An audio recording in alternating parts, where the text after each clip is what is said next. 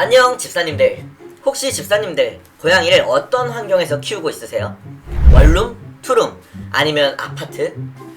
원룸이라고 해서 꼭 좁지 않고 아파트라고 또 넓지만은 않아요.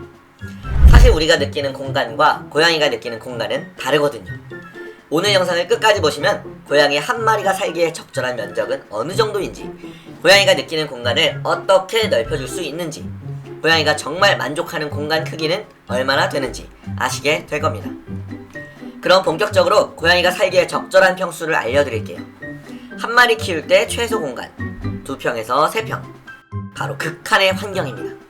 보통 고시원이나 작은 원룸의 공용 공간, 아니면 소형 오피스텔의 정말 작은 공간이에요. 이렇게 물리적으로 2평에서 3평 정도밖에 안 되는 공간은 고양이가 내 영역이 너무 좁다 라고 느끼게 돼요. 왜냐면 어딜 쳐다봐도 벽이 있거든요. 고양이는 영역동물인데 좁은 공간에서는 영역의식이 생기기 어렵고 스트레스가 쌓일 가능성이 너무너무 높아요. 특히 화장실과 밥그릇이 가까우면 불안감을 느낄 수도 있어요. 하지만 그럼에도 불구하고 이렇게 좁은 공간에서 고양이를 키워야 한다면 첫 번째, 수직 공간 확장은 필수입니다. 벽 선반을 최대한 활용해줘야 돼요. 2평에서 3평밖에 안 되는 공간은 사실 바닥 공간 자체가 없으니 캣타워나 캣폴은 쉽지 않아요. 바닥 공간이 없으니까 벽을 이용해서 2층, 3층을 만들어주면 고양이는 그곳을 2평, 3평이 아니라 4평, 6평으로 인식하게 됩니다. 두 번째, 숨숨집 배치하자. 고양이는 어느 공간에서라도 숨을 곳이 필요해요. 구석에 박스나 돔형 쿠션을 배치해 숨을 공간을 꼭 마련해주세요. 세 번째, 화장실 관리는 철저하게. 공간이 좁다 보니 냄새가 쉽게 퍼지고 특히 이런 환경에서는 환기가 어렵기 때문에 자주 청소해야 합니다. 가능하면 탈취력이 좋은 모래를 사용하고 고양이에게 썩 좋진 않지만 커버형 화장실, 위가 덮여있는 화장실을 고려해보세요. 두 번째 공간, 보통 가정에서 가장 흔한 현실적인 공간입니다. 7평에서 10평 정도 되는데요. 큰 원룸이나 11평 정도 되는 투룸, 전용이 10평이 넘는 오피스텔 정도의 크기예요. 보통 자취하는 20, 30대 집사들이 가장 많이 키우는 환경이죠.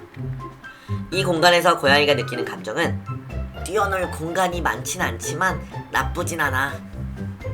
7평에서 10평 정도 되는 공간은 화장실과 밥그릇의 거리를 띄울 수 있고 고양이가 어느 정도 돌아다닐 공간이 있어서 괜찮아요. 하지만 제대로 환경을 만들어주지 않으면 여전히 고양이는 지루함을 느끼고 답답해할 수 있어요. 이 공간에서 고양이를 키운다면 첫 번째, 공간을 구역별로 나누기.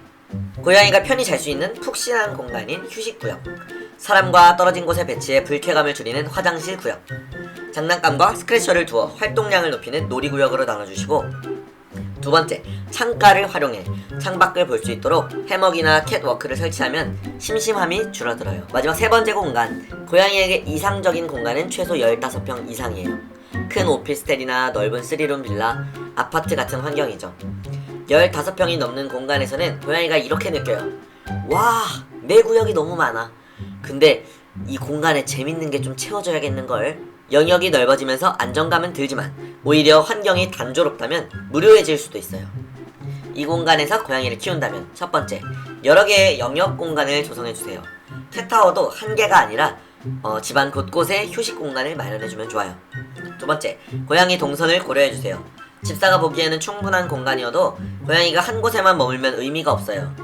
고양이의 이동 동선을 고려해서 계속해서 탐색할 수 있는 공간 구조를 만들어줘야 해요. 세 번째, 숨을 곳을 제공해주세요. 공간이 넓어질수록 고양이는 숨을 공간을 찾으려고 해요. 여러 개의 숨숨집을 배치해주는 게 좋습니다. 고양이가 공간에 대해 느끼는 감정에 대해 2017년 미국 수의학협회에서는 고양이는 수직 공간이 충분할 때 스트레스가 현저히 감소하고 장기적으로 건강에 긍정적인 영향을 미친다 라고 발표했어요. 또 2021년 일본 도쿄대 연구에서는 고양이는 평수가 넓어도 수직 활동이 보장되지 않으면 정서적 만족도가 낮아질 수 있다 라고 발표했습니다. 즉, 넓기만 한 공간은 무의미합니다. 수직 활용이 정말 필수적이에요. 오늘은 고양이가 살기에 최소 공간, 그리고 이상적인 공간에 대해서 알려드렸어요.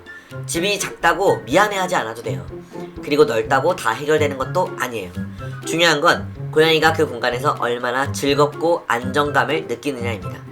공간이 작아도 수직 공간을 활용하고 놀이 환경을 조성하면 충분히 행복하게 살 수 있어요. 저는 가끔 이런 질문을 받을 때가 있어요. 고양이에게 충분한 공간을 주지 못해서 죄책감이 든다고. 하지만 더 중요한 건 그 공간에서 집사가 얼마나 잘 놀아주고 얼마나 안정적인 환경을 만들어 주느냐입니다. 결국 중요한 건 집사의 배려와 노력. 오늘부터 집 구조를 다시 한번 점검해 보시고 수직 공간이 부족하다고 생각이 드시면 조금 더 환경을 만들어 주세요.